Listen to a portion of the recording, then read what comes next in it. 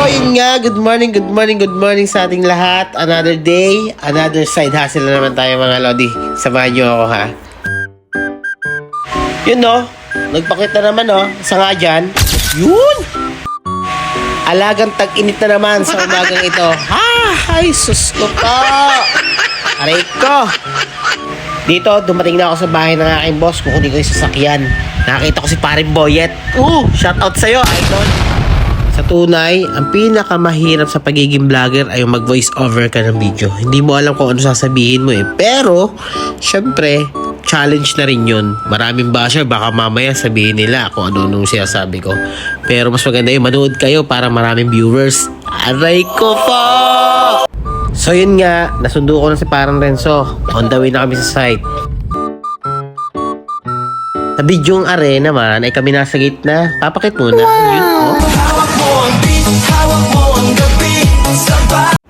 Simulan natin yung bakbakan. Yung isa oh, nagpapasikat yard. Kaso puputokan ko sana. Aray ko.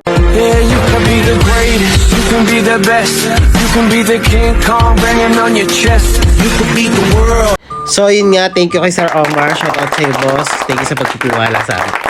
So yun nga, another day, another katanganan naman. Tatagapag-isip.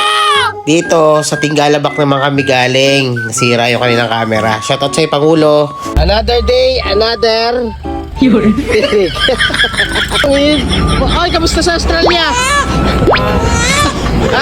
Ha? So yun nga, pagkatapos ng pangyayari sa Barangay Maapas naman kami pumunta. Shout out po ma'am.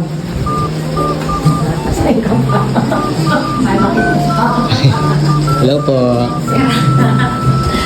10 seconds muna tayo mga idol. Sungat! Ang ginagawa mo? Mangga? Nga naman, mangga. Baby mango. Ano sinabi boss? Ganyan mo na boss ha? So yun nga, nasayang ko na naman ang 2 minuto yung panonood sa akin. Sana mag-enjoy kayo. Ingat kayo palagi. God bless you. Oh, sarap. Okay na, Ari sarap. Mangga? Wow. Oo, tag-ina sarap. Basan pa naman pinagpalo sa nangyari.